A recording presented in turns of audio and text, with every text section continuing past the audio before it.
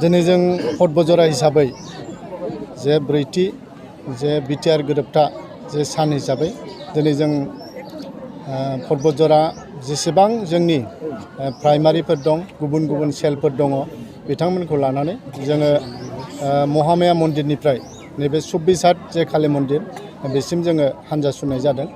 दा गुबै थांखिया बेनो जे जोङो एकर्ड जानायनि उनाव जोंनि गेजेराव जेरैबायदि गावजों गावनि गेजेराव दाङाबाजि जे मोनसे थासारि दंमोन बे दिनै बिटिआर एकर्ड जानायनि उनाव जे जोंनि प्रमद बर' सारनि दैदेननाय जे बिटिआर सरकार माने इउपिपिएल आरो बिजेपि जिएसपि आरो एजिपि बे जोङो जे जुथाइ सरकार बे जुथाइ सरकार खुंनायनि उनाव बे रोखोम जोंनि गेजेराव जे दाङाबाजि बे दिनै गैला। जोंनि गेजेराव मोनसे सान्थि परिबेस फैबाय। जोङो बयबो बिटिआराव जेसेबांखिनि दङ गोरोबलायनानै थानो हानाय मोनसे परिबेसा जोंनि गेजेराव फैबाय।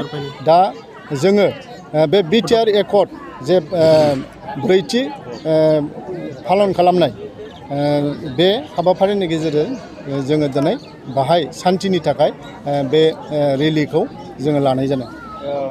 साबेसे रायजो राजाफोरा बेवहाय बाहागो लादों? बेहाय जोंनि बतझरा हिसाबै बतझरा समस्ति हिसाबै बाहाय 3,000निबो बारा जोंनि बतझरा ओनसोलनि गुबुन गुबुन जायगानिफ्राय जोंनि हान्जानि सापर्टारफोर आरो जोंनि हान्जानि कर्मिफोर बाहाय जोङो बाहागो लानानै बे हाबाफारिखौ जों दिनै साक्सेस खालामदों।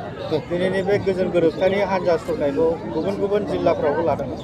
बेखौ गुबुन गुबुन जिल्लायावबो गासिबावबो बेखौ लानाय जादों। बे हिसाबै जोंबो बतझरायाव बे हाबाफारिखौ लानाय जादों।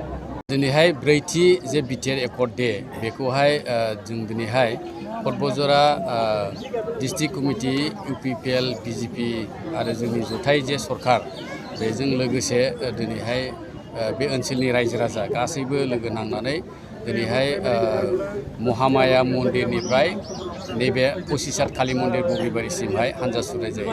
बे हान्जा सुरनायनि गुबै खारनानो जादों जे जोंनि बिटिआर ओनसोलावहाय मोनसे समावहाय दांगा हांगामानि थासारिया दंबाय थायोमोन। दा दिनैहाय बिटिआर एकर्ड जानायनि उनावहाय जे जोङो बे ओनसोलावहाय सान्थि परिबेसखौ जोङो मोननो हादों।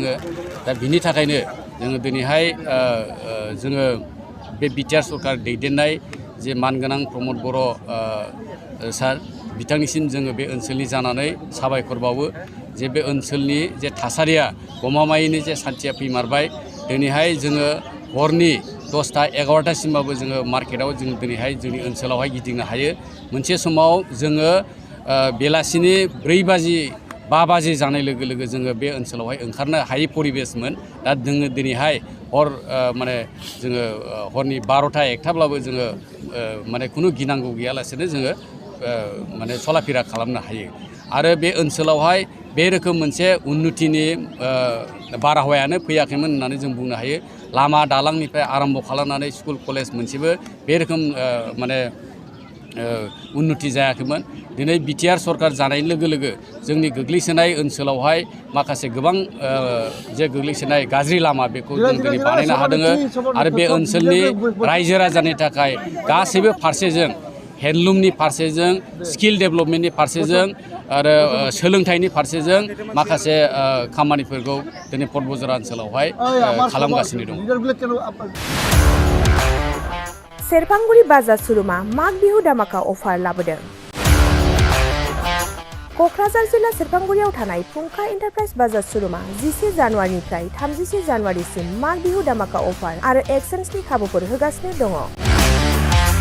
नोंथांमोना सेरफांगुरियाव थानाय फुंखा एन्टारप्राइज बाजार सुरुमाव खुंफुंजानाय माग बिहु दामाका अफार एक्सचेन्जआव फैनानै नोंथांनि लुबैनाय बाजाजनि बाइकखौ लांफैनो हागोन। बाजाजनि बाइक सालायनो मोजां मोनग्रा रायजो राजाफोरनो फुंखा एन्टारप्राइज बाजार सुरुमा लोगोसे मोजां अफारफोरबो लाबोदों। बेफोरनो जाबाय 90% लन, गंनै हेलमेट फ्रि, केस होनानै बाइक बायगिरिफोरनो 1000 रां केसबेक हरफिननाय जागोन आरो माग बिहु दामाका अफार एक्सचेन्जजों लोगोसे बाइक बायगिरिफोरनो गांसे ब्लेंकेट फ्रि हरफानाय जागोन।